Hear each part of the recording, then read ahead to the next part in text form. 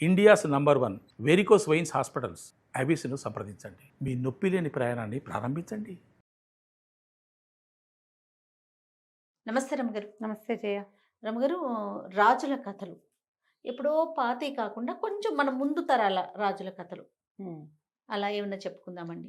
పిల్లలకు కూడా కొంచెం ఇంట్రెస్టింగ్ ఉంది. మరాఠీ రాజులు ఉంటాయి, చరిత్రలు ఉంటాయి కదా, మరాఠీ రాజులు, రసపుత్రులు, రాజపుత్ర గాథలు, అవును, అవన్నీ చాలా ఉన్నాయి. మొగలాయిలు అంటే మొగలాయిల కథలు కూడా ఉన్నాయి, కానీ మహారాష్ట్రియన్స్ అంటే మనకి శివాజీ, ఛత్రపతి సంభాజీ, తర్వాత ఏమో మహారాణా ప్రతాప్, వాళ్ళిద్దరి కథలు అవి బాగుంటాయి.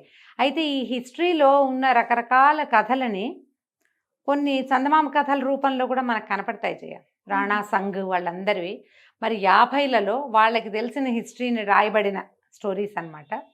దేవరాజు అనే ఆయన ఒక కథ చాలా బాగుంటుంది. ఈయన జైసాల్మీరు రాజుగారి కొడుకట. ఆయన కథ ఒకసారట ఒక యోగి, ఆయన ఆరావళి పర్వతాల్లో ఒక యోగి ఒక ఆయన ఉండేవాడట. ఆయన తపస్సు చేసుకుంటుంటే ఒక 12-13 సంవత్సరాల కుర్రాడు పరిగెత్తుకుంటూ వచ్చాడట. చిన్న పొన్న దెబ్బలు ఉండేవాడు ఒంటి మీద. పరిగెత్తుకుంటూ వచ్చి ఈ యోగి పాదాలు పట్టుకుని, అయ్యా నన్ను రక్షించండి, నేను జైసాల్మీరు రాజుగారు అయిన బీజీరావు గారి కుమారుణ్ణి, దేవరాజు నా పేరు, మా నాన్నని సంహరించి మరి శత్రువులు రాజ్యాన్ని ఆక్రమించారు, నన్ను చంపటానికి వెంబడపడ్డారు, గుర్రం చచ్చిపోయింది, నేను పరిగెత్తుకుంటూ వచ్చాను, నన్ను రక్షించండి అన్నాడు. 12-13 ఏళ్ల పిల్లాడు. రాజపుత్రుల పిల్లలు కొంచెం బలంగా దృఢంగా ఉంటారు. ఆయనకి తెలిసింది రాజుగారి అబ్బాయి తనని శరణొచ్చాడని. ఆయన ఏమన్నట్ట, సరే ఆ ఒంటి మీద బట్టలు విప్పేసి అక్కడున్న అంగవస్త్రం కట్టుకొని ఒక ఉత్తరీయం లాంటిది ఇచ్చారు. అంగవస్త్రం ఉంటుంది కదా, చిన్నది, పంచంత పెద్దది కాదు, అంగవస్త్రం కట్టుకోమని ఆ కుర్రాడు అంగవస్త్రం కట్టేసుకున్నట్ట. ఈయన తన ఒంటి మీద జంధ్యం ఉంటే అందులోంచి ఒక పోస తీసి, 3 పోసలు ఉన్నాయో 2 పోసలు ఉన్నాయో ఆయన ఒంటి మీద, ఒకటి తీసి పిల్లవాడి మెడలో వేసేట. జంధ్యంగా వేస్తారు కదా, జంధ్యం వేసి అక్కడ ఆహారం ఉంది, 2 విస్తర్లు వేసి నీకు నాకు వడ్డించన్నట్టు. కుర్రాడు గబగబా ఏం చేసేట, 2 విస్తర్లు వేసేసి గిన్నెలు పెట్టాడు. ఒక పెరుగు పచ్చడి లాంటిది ఒక పదార్థం, పులగం. వీళ్ళిద్దరూ ఆకుల ముందు కూర్చున్నారు. కూర్చునేసరికి లోపలికి 5-6 సైనికులు గబగబా వచ్చారు. వాళ్ళకి తెలిసింది యోగి గారు భోజనం చేస్తున్నాడు అని. ఆకులు ఉన్నాయిగా, 2 పిల్లలు ఉన్నారు. ఈయన చెప్పాడు, వాళ్ళు రావడానికి ముందు నీ పేరు సోంభట్లు, పేరు అడిగితే సోంభట్లు అని చెప్పు అని చెప్పాడు. సోంభట్ అన్నాడు. సరే, ఇవి లోపలికి వచ్చిన సైనికులు నాలుగు ఖర్చుకుని, అయ్యగారు తమరు భోజనం చేస్తున్నట్టున్నారు గురుగారు, ఒక 12-13 సంవత్సరాల రసపుత్ర కుర్రవాడు ఏమైనా వచ్చాడా ఈ ప్రాంతానికి? లేదే, నేను చూడలేదు. ఏరా సోంభట్లు, నువ్వేమైనా చూసావా అన్నాడు. కుర్రాడు, నేను చూడలేదు గురువుగారు, పొద్దునుంచి ఇటువైపు ఎవరూ రాలేదు అని చెప్పి, మీకు కొంచెం పులగం వడ్డించమంటారా అన్నాడు. అనేసరికి వీళ్ళకి అర్థమైంది వీళ్ళిద్దరు భోజనం చేస్తున్నారు. ఈ సోంభట్లుగా ఉన్న కుర్రాడి వైపు చూశారు. వాడు కొంచెం మటసంగా 12-13 సంవత్సరాల కుర్రాడుగా ఉన్నాడు. ఉపరి వస్త్రం లేదు. రసపుత్రులు ఉపరి వస్త్రాలు లేకుండా ఉండరు. రాజపుత్రులు, రాజ్పుట్స్ పైబట్ట వేసుకుంటారు. బ్రాహ్మణ పిల్లలు అయితే నడువుకు అంగవస్త్రం కట్టుకుని ఒంటి మీద చొక్కా లేకుండా భోజనం చేస్తారు. ఇక్కడ కూర్చున్నవాడు గురువుగారితో పాటు కూర్చున్నాడు. వాడి ఒంటి మీద ఏమో జంధ్యపోగుంది, అంగాస్త్రం కట్టుకున్నాడు, ఉపరి వస్త్రం లేదు, చొక్కా విప్పి తినాలి అన్నం. చొక్కా వేసుకుని అన్నాలు తినరు, తినేవాళ్ళు కాదు.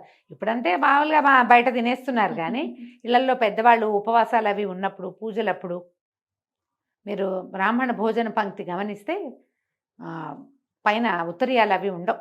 అదేలేండి, భోజనం చేసేటప్పుడు అట్లా కూర్చోవాలి, అది నియమం. వీడిని వాడిగా భావించే అవకాశం లేదు. ఇంతే సైజు, 12-13 ఏళ్ళ పిల్లాడే, కానీ కాదు రాజపుత్రుడు కాదు వీడు.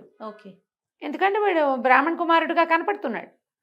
ఊరుకున్నారు, వదిలేశారు, వెళ్ళిపోయారు. సరేలేండి గురుగారు, భోజనం కానివ్వండి, క్షమించండి ఇలాంటి సమయంలో వచ్చి మిమ్మల్ని డిస్టర్బ్ చేశామని ఏదో నమస్కారాలు చెప్పుకుని దిగేశారు. పిల్లాడు ఆకులో వడ్డించుకున్నాడుగా, పరమ దుఃఖంతో అది తిని ఆయన కాళ్ళు పట్టుకున్నాడు. నన్ను ఆ ప్రాణాలు రక్షించారు, నా చేతి అన్నం తిన్నారు మీరు, నన్ను కాపాడండి అంటే ఆయన ఏమన్నాడంటే, రాజకుమారుడివి నువ్వు, నా శరణి వచ్చావు, అందుకని నాకేమి ఎవరి చేతి భోజనమైనా నాకే పట్టింపు లేదు, నీ ఇష్టం వచ్చిన నాళ్ళు ఇక్కడే ఉండు, నీ ప్రాణాలకి నాది పూచి. ఓకే, సరే ఉన్నాడు. కొంతకాలం నడిచింది. వాడు అప్పటికే యుద్ధ విద్యలు నేర్చుకునే ప్రాక్టీస్లో వాటిలో 12-13 ఏళ్ళతే పిల్లలు దృఢంగా ఎత్తుగా ఉంటారు. వాడు అక్కడే ప్రాక్టీస్ చేసుకుంటూ ఉండేవాడు. ఎక్కువ కాలం మేము ఉండలేవాడు. ఒక 16-17 సంవత్సరాలు, ఒక 3-4 ఏళ్ల పాటు అక్కడ ఉన్నాడు. 3 ఏళ్ళు నిండుతుండగా ఇంచుమించుగా గురువుగారికి చెప్పాడు, నేను ఇంకా ఇక్కడే ఉంటే నా రాజ్యం ఏ దిక్కులో ఉందో కూడా నేను మర్చిపోతాను, నాకు ఆజ్ఞ ఇవ్వండి, నేను వెళ్ళొస్తానన్నాడు. ఆయన రాజ్యాభిషేక ప్రాప్తిరస్తు అని దీవించి వెళ్ళిరా అన్నాడు. కుర్రాడు అన్నాడు, మీ జ్ఞాపకార్థం ఈ అంగవస్త్రాన్ని నేను తీసుకెళ్తానని అడిగి ఆ రోజు తను కట్టుకున్నటువంటి ఆ వస్త్రాన్ని మడత పెట్టి బ్యాగ్లో పెట్టుకున్నాడు. ఈయన ఏం చేశారంటే, ఉండు ఒక నిమిషం నీకు ఒక ఇది ఇస్తానని చెప్పి ఒక వెదురు గొట్టం తీశారు. వెదురు గొట్టంలో బయటికి వెళ్ళి కొన్ని ఆకుల్ని పిండి ఆ రసాన్ని ఇందులో పోసారు. ఈ వెదురు గొట్టంలో పోసి దానికి ఒక మూత బిగించారు. మనం చూస్తాం కదా ప్యాకేజ్ కోసం వాడేవాళ్ళు. పూర్వకాలం ఏం చేసేవాళ్ళు, వెదురుకి 2 కణుపులు ఉంటాయా, ఒక కణుపు దగ్గర నరికితే 2వ కణుపు దాకా హాలో ఉంటుంది లోపల, అందులో ఏదైనా స్టోర్ చేసుకోవచ్చు. ఇప్పుడు కూడా అలాగే చేస్తారు, ఈ పల్లెటూళ్ళల్లో అక్కడ వాడతారు దాన్ని. ఇందులో ఉన్న పసరుతోటి ఇనుము బంగారంగా మారుతుంది, నీకు అవసరమైనప్పుడు మాత్రమే దీన్ని వాడుకో అని చెప్పి ఆ చేతిలో పెట్టాడు. కుర్రాడు పరుచుకొని వచ్చేసాడు. పట్టుకొచ్చేసాక ఎట్లా వెళ్ళాడు అతను, తన మేనమామ ఇంటిని వెతుక్కుంటూ వెళ్ళాడు పిల్లవాడు. అక్కడ ఇంకొక రాజ్యంలో జైసాల్మీర్కి ఎడం వైపుగా ఉన్నటువంటి ఒక చిన్న రాజ్యం మేనమామది, అక్కడికి వెళ్ళాడు. తన తల్లి అప్పటికే ఈ శత్రువుల బారి నుంచి తప్పించుకుని తన అన్నదమ్ముడి ఇంటికి చేరిపోయింది. కుర్రాడు అక్కడికి చేరలేదని వాళ్ళ శత్రువులు తెలుసుకున్నారు, కానీ అతని మీదకి యుద్ధానికి వెళ్ళే ఉద్దేశం లేదు. ఆవిడ కుమారుడి కోసం వేచి ఉండి అన్న దగ్గరే ఉంది.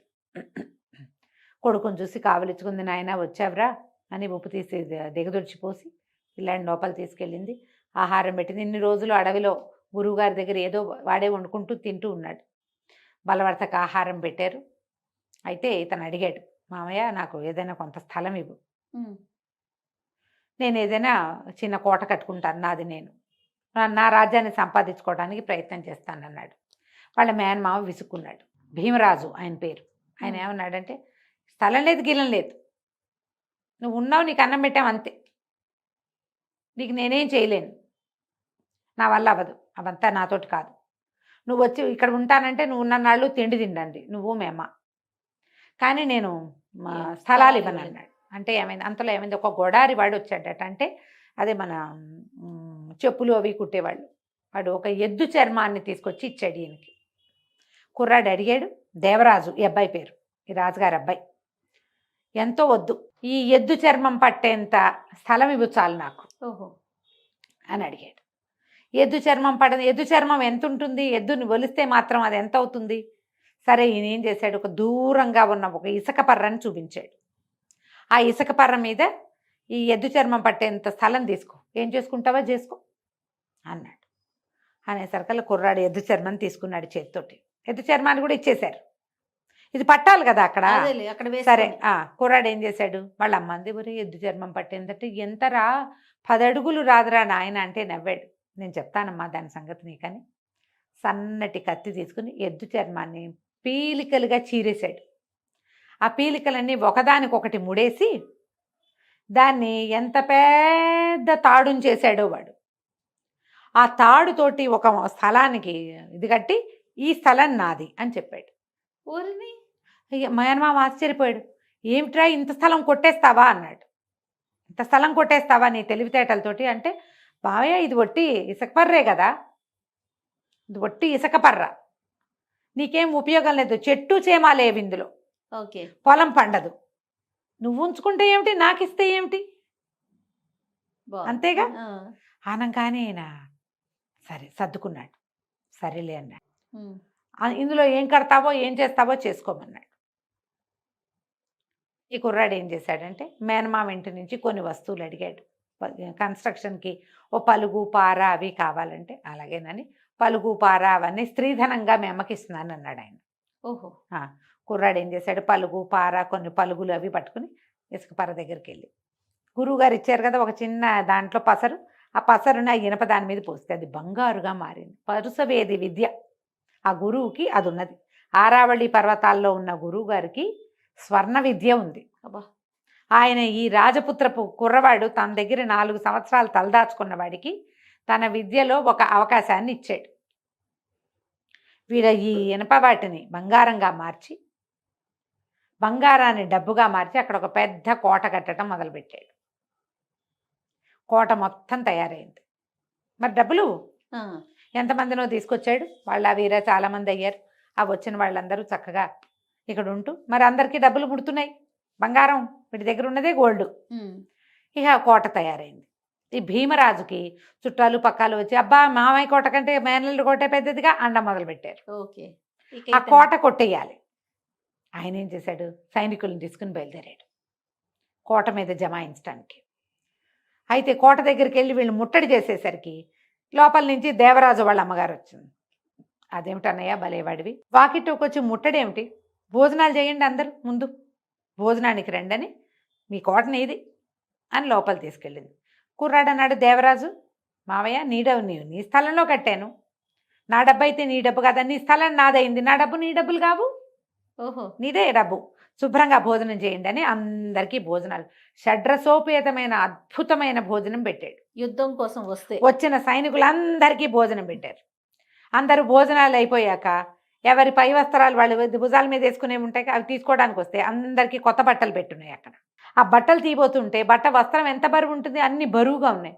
ఏమిటి బరువుగా ఉన్నాయి అంటే ప్రతి వస్త్రానికి చెంగున 100 నాణేలు, బంగారు నాణేలు మూటగట్టున్నాయి. అబ్బా, అబ్బా. వాళ్ళు ఆశ్చర్యపోయారు, ఇదేమిటి ఇంత డబ్బు ఇస్తారంటే, మీకే రేపు మనం జైసాల్మీర్ మీద యుద్ధానికి వెళ్ళబోతున్నాం, దానికి మీకు జీతం ఇచ్చానన్నాడు. వీళ్ళు తెల్లబోయారు, మాకు 10 నాణేలే మా జీతం, నువ్వు 100 నాణేలు ఇచ్చావు, ఇవాళ నుంచి మీ జీతం పెరిగింది, మీరు భీమరాజు దగ్గర సైనికులు కాదు, జైసాల్మీర్ మీదకి యుద్ధానికి వెళ్ళబోయే సైనికులు, మీకు జీతం దానికి తగినట్టు ఉండదు, జైసాల్మీర్ మన వశమైతే కోట్లు ఉన్నాయి మనకు అక్కడ అన్నాడు.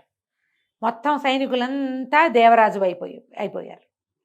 ఎప్పుడైతే సైనికులు మేము యుద్ధం చేయము నీతోటి, మేము దేవరాజు దగ్గర ఉంటాం అనగానే భీమరాజా అందరినీ పొట్లాడాడు, దుర్మార్గులారా ఇంత పని చేస్తారా, నన్ను మోసం చేస్తారా అంటే సైనికులు తిరుగుబాటు చేసేశారు అతని మీద.